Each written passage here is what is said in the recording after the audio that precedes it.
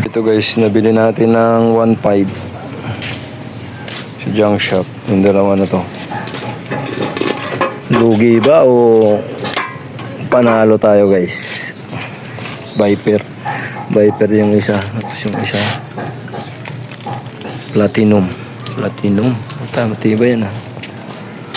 Ayan, yan yung nakuha natin. So may bubuhay na naman tayong bike.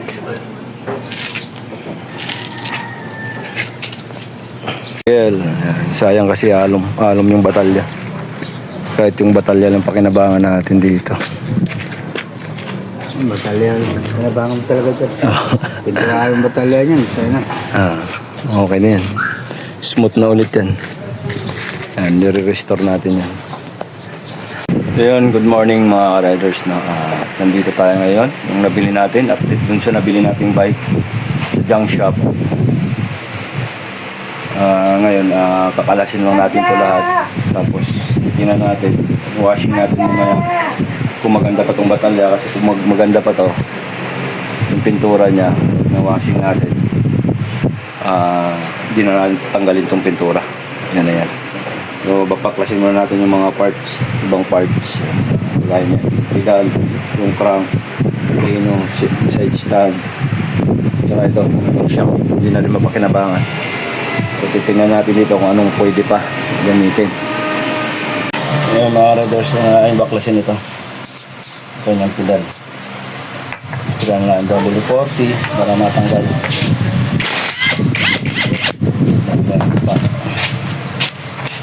Puller, pantay ng puller. Yung mga riders, natin itong puller. Pitan lang natin.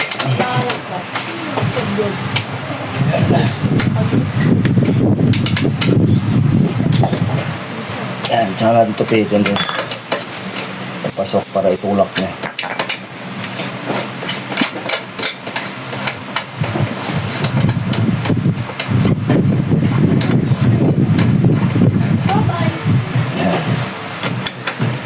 Yan, para itulak niya.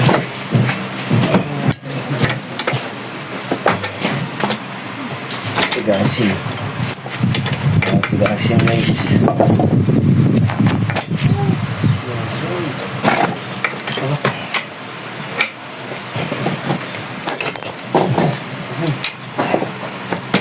Siya kayang baklasin.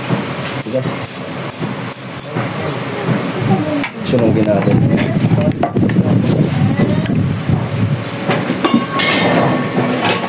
Matanggal yung mga kalakalawang.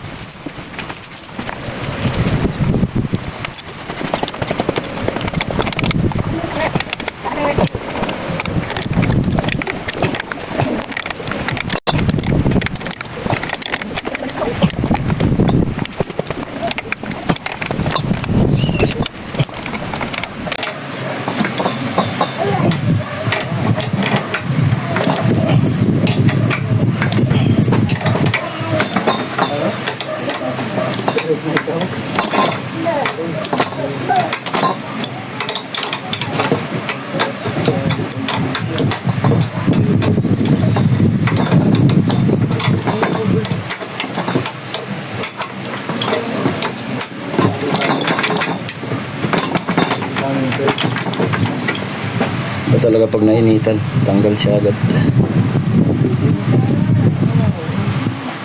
Yung tanggal natin yung isa, tanggal na naman natin yung kabila.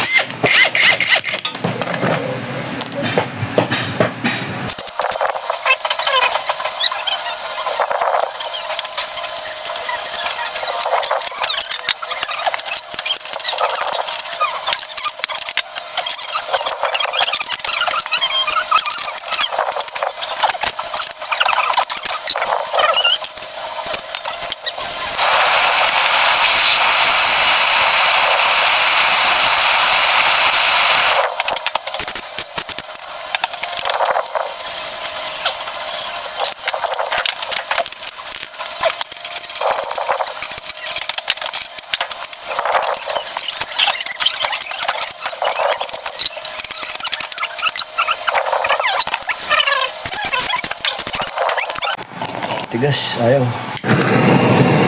Tali natin.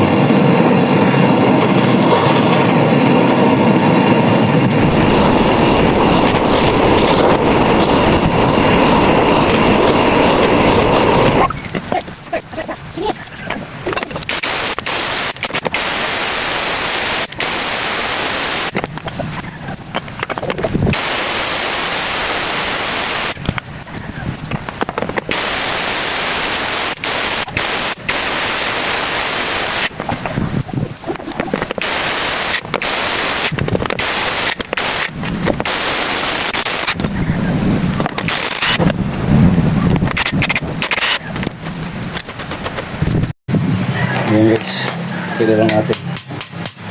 Ayan, lupa. Bakal na.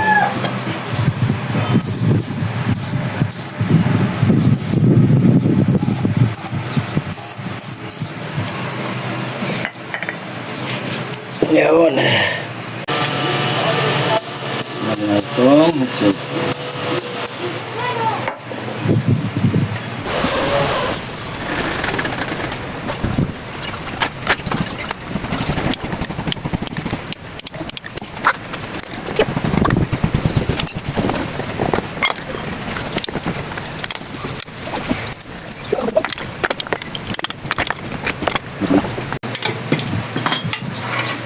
Daan? Daan pala ngayon. Hindi ko yata siyang pilit. Pakagaang na itong batalyan to guys. Ang daliri lang.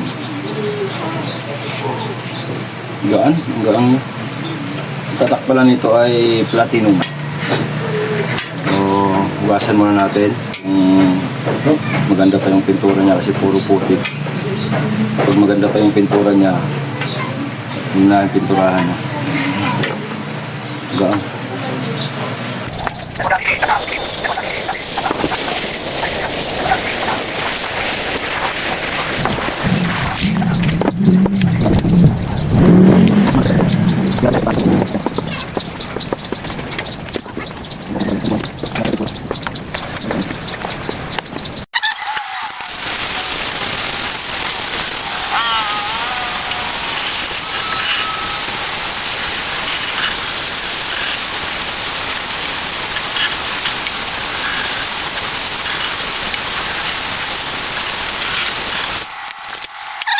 So yun, ito na yung frame natin. Ayan, tanggal na yung mga putik-putik. Ang gaan niya pala. Ayan o. So yun, hanggang dito na lang muna mga riders. Stock lang muna natin to. Napan natin ng mga parts, iba pang parts para mabuo natin to.